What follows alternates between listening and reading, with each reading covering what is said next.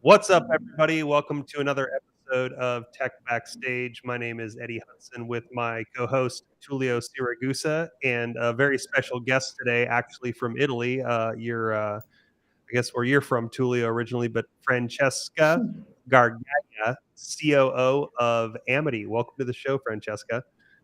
Thank you for having me, guys. Yeah, we're stoked to have you. How you doing? And you? Awesome. I'm doing great. Tullio, how you doing? We're broadcasting from 3 cities. We got Southern California, U.S. We've got Monterrey, Mexico. We've got Milano, Italia. I mean, come on. This is an international show over here. Yeah. 3 countries, 2 continents. Cool, actually. Yeah. And at least 3 time zones, I bet. That's right. Yeah, absolutely. Yeah, it's great. Well, it's great to have you on the show, Francesca. Really excited about this. I was off all last week. Tullio was handling hosting duties last week. But really excited about this. I love what you guys are doing at Amity. Love to talk a little bit more about it and like dive into, what you guys are doing right now. But first and foremost, love to hear a little bit about you and your journey to actually, co-founding and starting Amity. Sure. So I don't come from a tech background. Actually, I have a very peculiar background for a tech founder because I went to law school as a lawyer. So I worked in a few international law firms and then I moved to consulting. And this allowed me to travel the world and live in different countries. One of my experiences abroad, I met Karawat, which is the founder and CEO of Amity. And at time, he was originally from Thailand. So at time, he was studying in the US, but he was thinking to move back to Thailand because they wanted to start a startup. So the original plan, the product that he originally built was an internal communication product, a chat piece, which is where everything started off. And I was really mind blown by his energy and he wanted to build something from scratch, and he was so focused and ambitious, and that's exactly what I was missing in my corporate job, working in where it was kind of difficult to have a tangible impact on your surroundings. So I met him. We stayed in touch for a few months, and then he kind of convinced me to to completely change my life, pack my stuff, and just move. So it was supposed to be, just a few months to help them with setting up the business and really, incorporating the company. So when I joined to take care about the legal aspect of it, and then we ended up co-founding a company together a year after, and Thailand for more than 4 years. So that's how Amity began. It was really an amazing ride and a lot of just taking opportunities and going with the flow. Very so cool. that's a bit about me. I think it's safe to say that as a lawyer, you lost that argument. Yes, absolutely. Yeah. And Tullio, I think she's actually from your old stomping grounds of PricewaterhouseCoopers as well. Oh, very good. Yeah. Wow, Yeah. Tullio, Wow. I didn't know you shared that. Small world. It's a small world. So let's dive right into it because this is such an interesting topic today that we're talking about. I mean, I think just in short conversation with you guys are doing something so disruptive that I would say some of the giants probably should be worried about it. Yeah, I agree. So maybe you can walk us through like that moment where you guys were sitting in Thailand and you had this, you know what, we need to do this. Like, what was that like? Can you walk us through that identification of the problem you guys were solving that immediately became the need to create? is actually a very, a very interesting story. I love it, just because it's. So I told you before that at the beginning we were focusing on something slightly different from what we do. Product. So it was a chat product, actually very similar to what today is Slack, for example. So we built this platform, and we started to sell it to a few customers in Thailand. And one of our early adopters in Thailand is a company that is called True ID. So is a streaming company. They are actually a telco, but they also have a very popular streaming product, which is used by millions of people to have access or a lot of different sport events. So what was very interesting that they won the tender in 2018 to be the sole streamer in Thai World Cup. So they were very excited because they were thinking, wow, this is going to be really a surge in the number of people that use the product, because a lot of people are registered just because they want to watch the match, because in Thailand everybody's crazy about football. So they were really thinking, okay, sure that we differentiate our product and we make the viewing experience very engaging, right? We want to make sure that we are memorable. And the average age of the population in Thailand is very low. So there are a lot of young people. They wanted really to resonate with these people. So the goal was to make the viewing experience dynamic. So they want to allow these viewers not just to be passive in watching a game, but they wanted to enable them to comment, to send reactions, to engage with their friends, to follow the players potentially, right? So they had a very good strategy, but soon after that, they realized that they had a very short time and absolutely no experience, know-how, or all that sophisticated feature set from scratch. So they came to us and they told us, we're a communication product that you provide to us. And we realized that all these features that we would love to add to our own platform are in your product. So do you think it would be remotely possible to unpack this feature or to give them to us in a SDK format? So we actually plugged into our own tech. So this was something that we never thought about before. So at the beginning was like, oh, that's busy. I mean, we can try, but it really started off as a side project. So we spent, a couple of weeks with all our all these features and transform them into pre-built individual components, and we gave them just as an experiment as a team that actually really liked that and decided to use them during the World Cup. The result was incredible. They started off with this live chat, allowing all the concurrent viewers of the same game to chat. Than 500,000 people connected for each chat room every day. They deliver more than 2 billion messages per match. It was mind-blowing. So it went so fast that people love engaging with each other. We really live in the social revolution, right?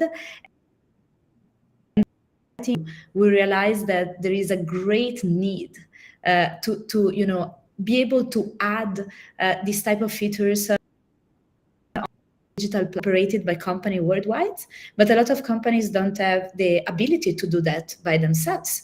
So we just started to, talk to all the clients in our network, just out of, doing a market research and really asking them, hey, have you ever thought about adding social features to your app? And everybody was like, oh, yes, we thought we don't know how to do it. Because, this feature set is actually extremely complex to build from. Even more complex to scale and to enlarge. So we have more than 160 time every day on actually making this product better and better. And many companies, not only they don't have the resources to do this, it them to do that if it's not their core business, right? Imagine, a retailer or a bank So yes, it's so after really realizing that that was a real need, we just decided to completely pivot a new company. So it was really listening to the feedback of the market and just going in that direction. All right, let's keep Awesome. digging in a little bit more. Yeah, I was actually I wanted to kind of piggyback off of like how you guys got started and talk a little bit about because you guys are more than just chat right now, right? You guys started Absolutely. off as chat, but now you have, you know, the video feature, the social feature, the bots feature, and I have about 1,000 questions that I want to ask regarding a bunch of other stuff. But I want to just kind of start off with, you know, so obviously, you know, around football, focused around football is when you guys were really starting to talk about moving that chat feature into the SDK. But was it kind of a natural progression for the rest of the features? Was it just kind of like, oh, we're missing all of these other features, or were those like additional requests from customers that you already had? So okay, it again, True ID was our first customer. So these you know, streaming app, and their vision, we create a very strong relation with them. They are still one of our biggest customers to these days, and their vision was really to build Thailand super. So this is a very popular, you know, concept, particularly in Asia. So they wanted to become the #1 engagement platform, entertainment platform in Thailand. In order to achieve this vision, they really realized that they had to enable, you know, a broad array of social features. So partially towards, you know, enlarging, enriching our feature set, really started with True ID. And really trying to understand what they wanted to platform and working with them on the features that we believed they had a very high potential of also being sold to other customers because their market. So that's how we, you know, we started first with chat and all the communication to what became our second module that is called Amity Social.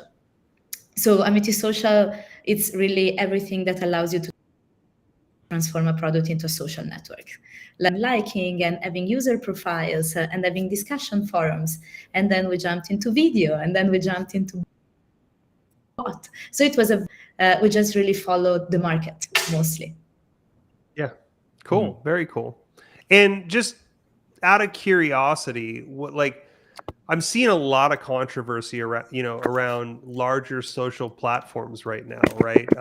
You know, we actually just had this conversation a couple episodes ago talking about data privacy and how I think I even saw something Facebook was, you know, basically even stating when they were doing some of their hearings with the U.S. government that, oh, we don't actually know where all of the data gets used within the organization, and they're like, so we couldn't even delete your data if we wanted to because we're not even sure everywhere that's at.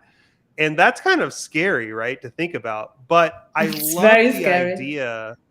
Yeah, it's terrifying, right? But I love the idea that you guys have here, which is building social networks and building communities around companies and around products, right? And you know, like football, for example, is it's a shared interest. But do you see like social networking and social platforms becoming smaller, more module components, like smaller communities, because people are starting to realize that the Facebooks and the Twitters of the world, they're not really there to promote community engagement. They're there to suck up as much data as possible. So do you think we're moving more towards that smaller community feel?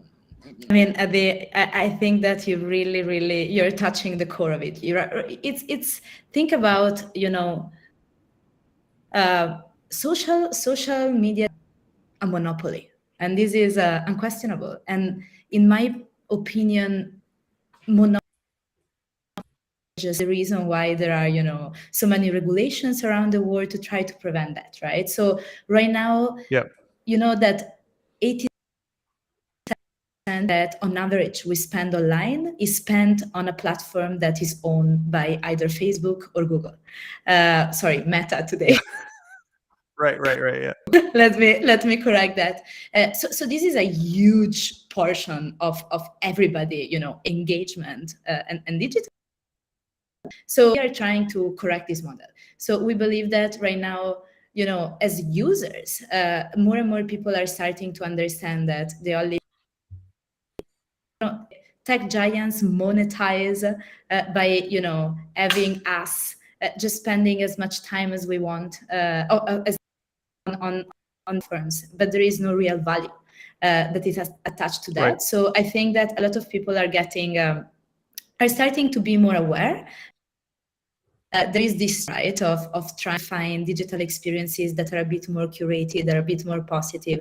So there is a trend in general for decentralization, and this is happening in industries. I mean, think about the Web3 and cryptos, and really going in the direction of having this niche community control. So we believe that a model where there are smaller communities where people are really passionate about something and they want to contribute and show a more positive model where interests are aligned compared to what you have on a gigantic platform.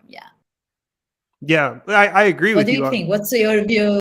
Yeah, no, I 100% agree with you on that, because too, let's just unpack what you're trying to do at Amity right now, right? So first and foremost, if you're a large platform like Facebook or Twitter, for example, what you're trying to do is you're trying to basically maximize shareholder value, right? So Correct. You're not actually concerned about user experience. I think there was something that I heard the other day, not the other day. Yeah, at all. But the thing that I always heard is if you're using a free product, you are actually the product. Because what they're doing is they're trying to suck your information and sell it to somebody else. But I think the way that you guys are doing it right now, first and foremost, it leads to better product development, because what you guys are concerned about as a company is curating the experience and building a product that actually promotes community. And then to your second point, the thing that I think that's really important is, for example, on Facebook now, I stopped using Facebook years ago because being somebody that is from the US, I wanted to ask you actually. Yeah. It's my Facebook feed just turned into people trolling other people or Democrats and Republicans yelling at each other. And that's not what I'm interested in, right? I'm interested in F1 and music, and those are the communities I want to be involved in. So to your point, you're actually building more positive interactions by actually decentralizing it. And then that way people are actually able to kind of go where they want and talk about what they want. You know what I mean? Instead of just, having all of this dumped on them and forced upon them. That's to create positive digital experiences and communities, right? So we want to enable anyone, small companies, associations worldwide, to be able to operate their own small, positive, niche social network, and giving the tech to do that very easy. And the reason why this wasn't happening before is because they didn't have the know-how and the technology to do that. To build the communities inside of a ready-to-use social network. So they were operating a Facebook group, or they were having a page, which is something that of course they can only curate and control up to a certain point, because and do whatever they want with that data, right? You will still see spam, you will see ads about everything you do, and that becomes a very, in my opinion, cranky and a bit risky experience to have. Let's explore this a little further. So, when I think, not to pick on Facebook or anybody, but they're gonna sue me after this. Yeah, I think we're already there, Tullio.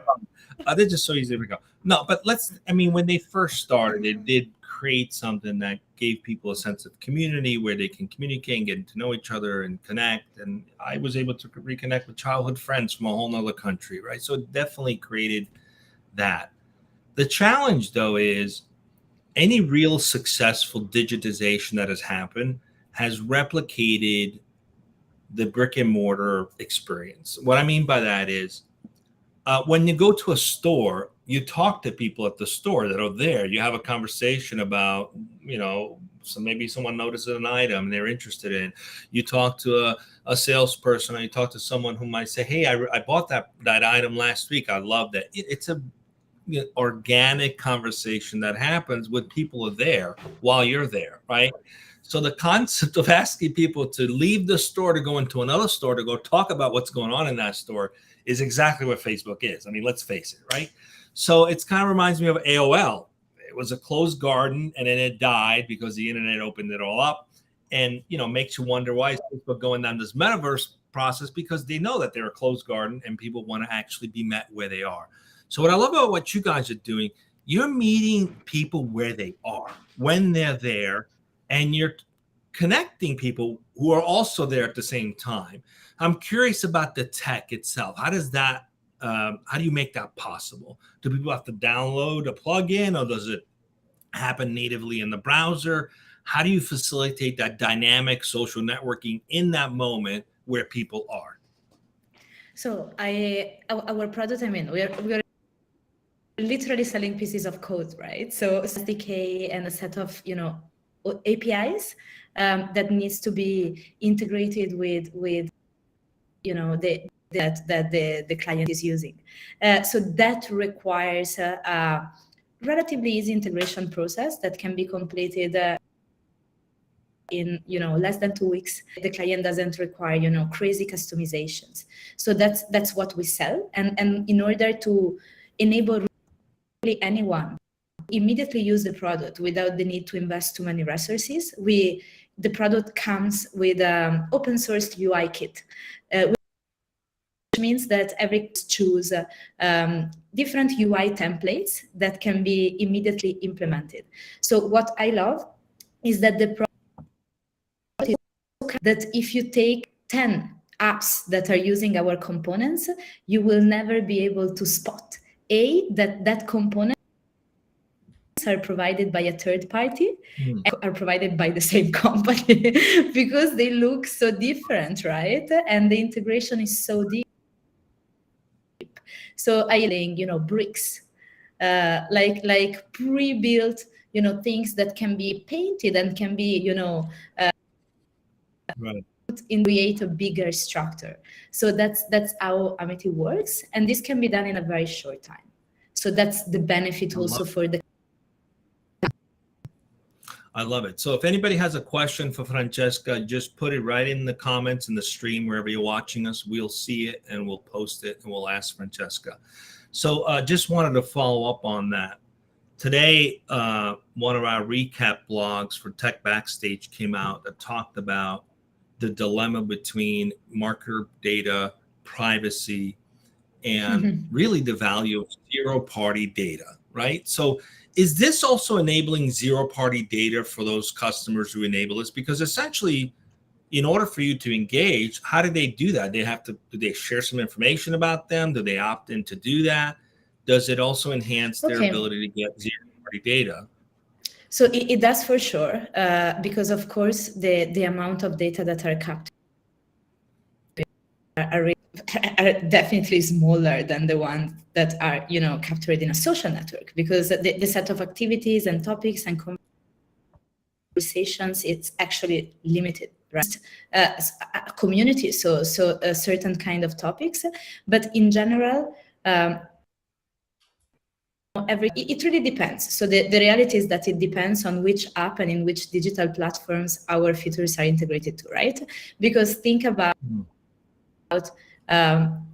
it needs to be and it can be anything. So it can be your insurance app. For example, in the US, we are working with very big hospitals. So these already have credentials, right? So there are certain data that are already, recorded in their database under all the applicable regulation, because we are talking about a very sensitive, industry, very sensitive set of data.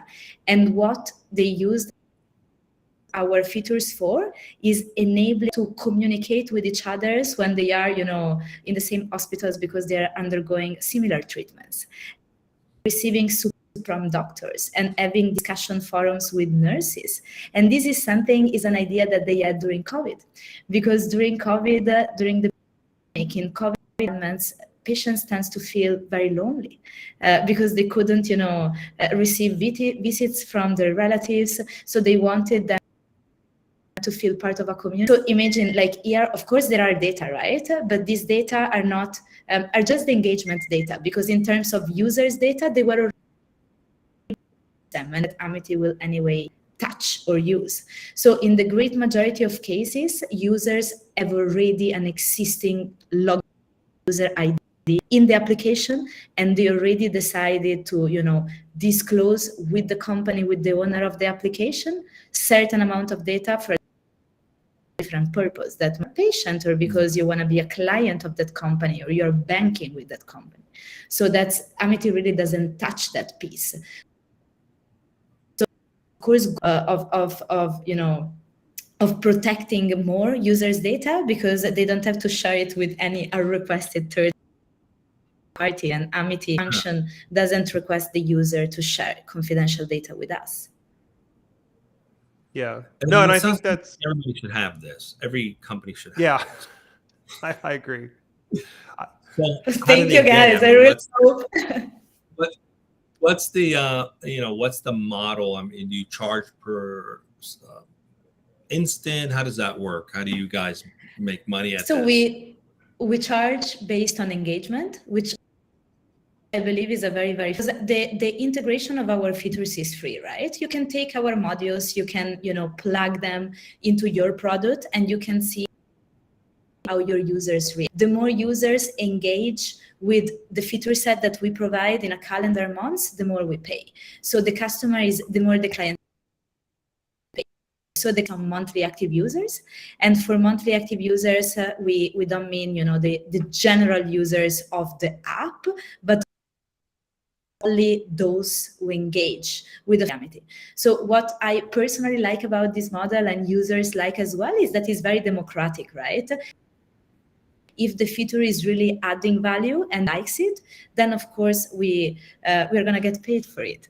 But in this way, we also have a very, strong in making sure that the app is successful, that the community works, that our product is functioning well and is well integrated, because very simple, otherwise we don't get. So I believe is good, like there is some balance. Yeah, I agree. I was like, I'm actually on your pricing page right now.